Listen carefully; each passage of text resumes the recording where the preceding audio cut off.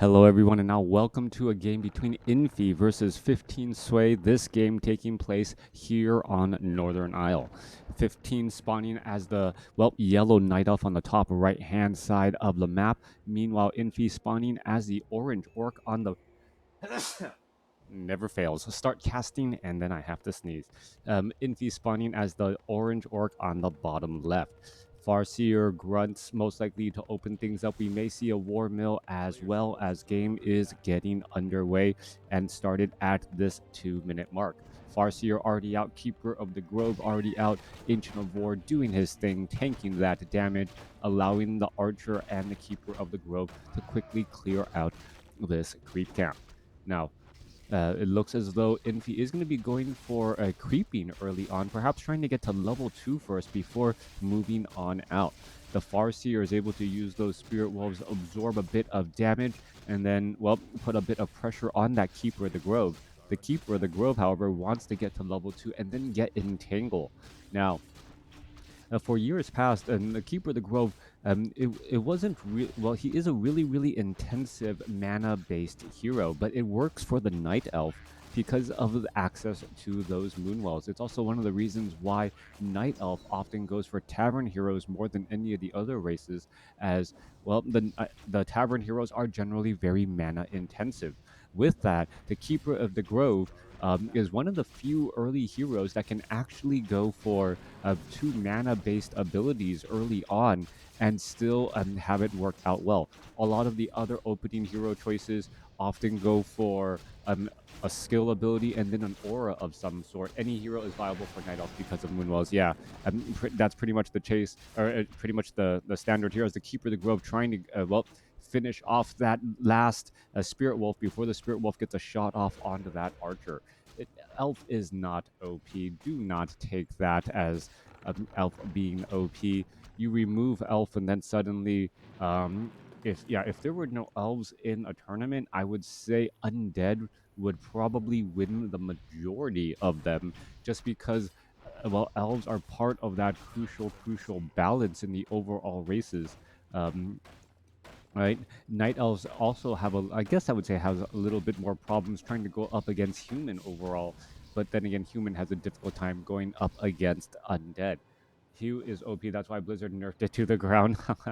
Well, I think Blizzard was trying to make for interesting plays. I won't, I won't, I do agree that human in general was nerfed into the ground, mainly their towers. In years past, the masonry upgrade was significantly better, with level 1 masonry upgrade giving 20% more hit points and also more armor as well. And because of those additional hit points, those additional hit points actually change the repair rate on a peasant from peasants, allowing them to do a bit more. Anyways, focusing on the game at hand, Infi now dropping down this pocket factory and looking to clear out, stop the Hunter's Hall before it's able to be done, which is going to end up delaying those Ancients of Lore even further. Infi coming in with just a lot of pressure. Spirit Wolves trying to take down those wisps. Meanwhile, Treants are trying to stop the Spirit Wolves from being too big of an harassment, as the double hero strategy coming in early on with that pocket factory really placing down the pressure. Down to the south here, Farseer sitting at level 2. Goblin Tinker still not on the board with any experience yet, as the Keeper of the Grove has gotten to level 3. Keeper of the Grove now going to be fighting alongside a Pandoran, the Brewmaster, the Panda, making its plays out as well. Ring of Protection +3 going to be given to this Panda here, along with a Pure Up of Vitality. He is a very beefy level 1 Brewmaster now, as more armor plus more hit points makes him very difficult to try and take down. Farseer still coming in across with that harassment. Meanwhile, Goblin Tinker looking to clear out this Ice Troll Ogre Magi creep camp. Should be able to do that with really no problem. No expansion off to the north just quite yet, as the Keeper of the Grove could be in trouble, entangled, coupled with archers, and now Scroll of Town Portal used by the Farseer in order to get away. Those archers really massed up quite a bit of damage, and now, after so long, do we finally see an Ancient of Lore being constructed. The Hunter's Hall had to be built in the very far back in order to not constantly get canceled, and that also forced 15 Sway to train up perhaps more archers than he originally wanted. Now going up to what five archers here with more archers perhaps lost during the battle. All right, level 2 Goblin Tinker, level 2 Farseer are going to try and engage Keeper of the Grove Illusion. Well, illusions can actually disrupt a bit of that damage, as we see Infi now really investing heavily into Wind Riders. Wind Rider's going to continue to try and poke after some of those units. Are we going to see some damage? There's a Drunken Haze, but no Breath of Fire to follow up. Just a little bit of slowdown there as we see that Breath of Fire finally going down here. All right, low hit point Wind Rider now going to try and retreat back. More damage getting racked up here. Grunts, however, unable to catch up onto that target, as the Keeper of the Grove does finish off one grunt in ease. One grunt. There's another Breath of Fire. The Wind Riders are trying to hide every which way, as the grunts are just getting ensnared and getting poked apart and beaten down by the Panda and that Keeper of the Grove. Once those grunts are taken out, the archers have the freedom to try and go after those Wind Riders, since they are not getting pressured nearly as much. Infi looking to retreat back here, trying to find a couple of wisps. We're looking at 38 supply compared to 26. Remember, Wind Riders, for me, are very high supply heavy units. They are 4 supply, but they are relatively easy to take out. Very much more glass cannons than anything else. Wind Riders, their damage is better than the Dragonhawk Rider, but their hit points are significantly less while costing more supply. Therefore, once you lose 4 Wind Riders, suddenly you have a drop of 16 supply compared to, say, the equivalent of losing 4 Knights. That is how expensive those Wind Riders are and how quickly they do tend to fall apart. All right, Goblin Tinker down to 28 hit points. Level up there. Goblin Tinker getting taken down as we see a Staff of Preservation saving a unit once more. Wind Riders could try and perhaps turn back around. The Panda having a little bit of trouble trying to retreat back away. Does have a Potion of Greater Healing. Should have no problem using that if the time comes. We are getting up the beast, more Wind Riders here to take to the skies. No weapons upgrades that I see on any of the units, as the Wind Riders are still trying to chase after here. Tracker going to get taken down, a 655 creep camp. That's what's left of this creep camp here, as the Farseer should be getting a powerful item. Yes, a Ring of Protection +4. That would have been helpful. Another one would have been helpful on that Goblin Tinker if push came to shove. Coming back through, what is going down here is going to be splitting up against those Tuskar Sorcerers. Goblin Shredder now picked up by Infi, and that Goblin Shredder is a powerful unit, as normally orcs have very low possibilities of healing mechanical or even biological units, and having a Goblin Shredder means that you have a unit out on the battlefield that cannot that can actually go after those archers if you're trying to replenish your melee force in the front. All right, coming back through, this Great Hall is nearly completed. Meanwhile, what is going on here? Wind Riders testing the frozen skies or the cold wintry skies of the north, perhaps to try and take down a couple of wisps as they are gathering lumber. And the wisps have already correctly spread out all across the map, making it difficult to even find them. Standard team colors, please. It doesn't seem to really work for some reason. Yellow and orange. Yellow and orange. These are the colors that they chose. And the colors on the replay. I guess if I'm an actual observer, I can change it around. But trying to click here. Doesn't really. You saw me click and cycle it through. Anyways, coming back around. Staff of Preservation, Drunken Haze, Breath of Fire across multiple wisps there. There goes one of those Ancients of Lore, and now going after this Brewmaster. Brewmaster also has an Orb of Venom, able to attack the skies as well, as the Pocket Factory is still cranking out a bunch of those Clockwork Goblins. Panda continuing to fight back across here. Dryads are slowly joining in on the battle as the Wind Riders are trying to find a way to heal back up, and this Clockwork, or the Pocket Factory, now getting cleaned up as well. Ancient of Wonders being placed down. Ancient of Lore, it was already there to replace the one that was right next to that Tree of Eternity, as we are running up on multiple bases by Infi, who is going to have a very large number of towers. Goblin Zeppelin with, Goblin Tinker inside it, gonna try and put some pressure in. Meanwhile, the Panda is still in position with that Orb of Venom, able to really cause a bit of problems, giving that Panda, that Orb of Venom, the ability to attack the skies and really shutting down this Wind Rider strategy that Infi is thoroughly testing.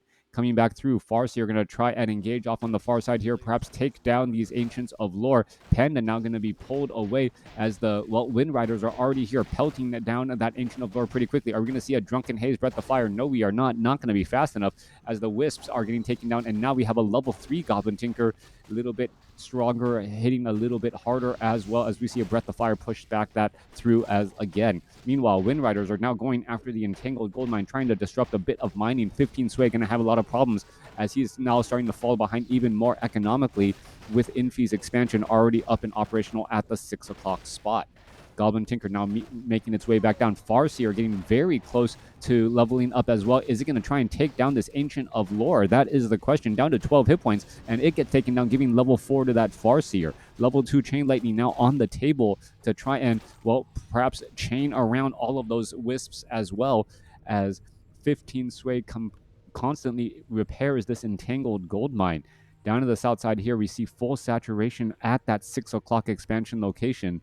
And we are looking at a Goblin Tinker just hiding with a Cloak of Shadows off to the side, lying in wait, ready to put in a bit more pressure.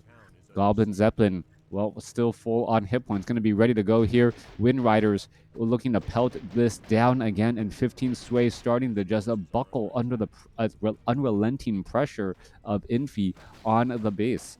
All right, Ancient of Wonders could get taken down here. Goblin Tinker now going to be coming back around, joining in on the battle again. And here you are, 15 Sway does pick up a Goblin Shredder of his own, and that will be able to fight. But, you can see quickly how much damage those Wind Riders can deal if the armor is not fortified. Meanwhile, that Panda continuing to lob more and more spears, or more and more Orb of Venom against those units, trying to Breath of Fire blow them out once more.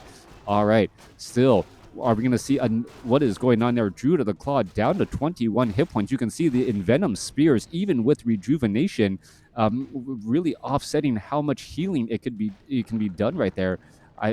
Is that going to stay? Yeah, below 100 hit points, and look how long that damage is sticking on him. If you were wondering how effective that Orb of Venom damage was, he was at 30 hit points. He got a Rejuvenation and pretty much stayed at 30 hit points, and once all was said and done.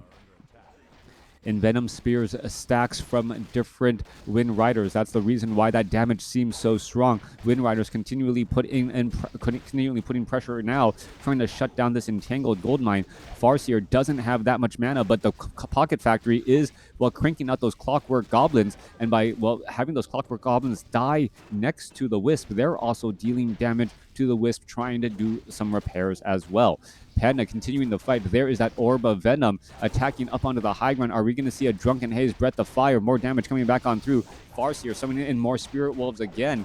And now 15 Sway is low on gold. Scroll of Town Portal being used by the Farseer in order to run away, and they will retreat and come back again over the top.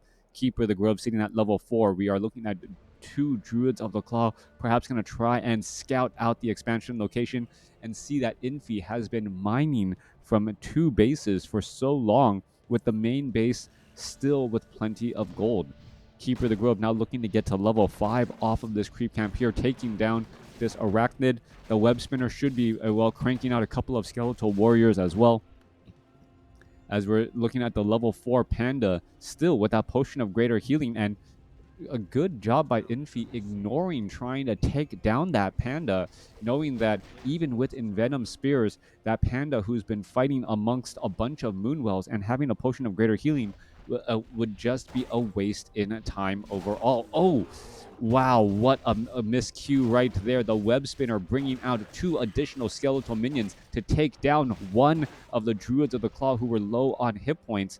That would have been, well, a big save if he was able to rejuvenate one of those bears. Chain lightning bouncing around here.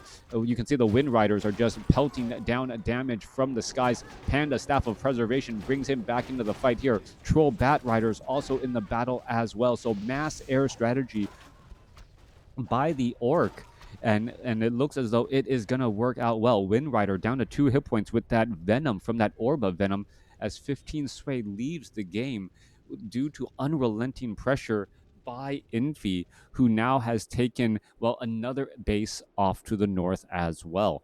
Great game between these two, but it really felt like Infi did not, well, lose any real time whatsoever. Looking at the hero score, significantly higher hero score for 15 Sway. So had more experience, had higher levels. I believe the Keeper of the Grove was about to hit level 5. Panda wasn't too far behind, but, well, the units and the amount of gold that Infi was able to grab was really the two defining factors there. Also being able to stay in high upkeep, always having that army size advantage. Thanks for watching. Thanks for listening. Hope you guys enjoyed it.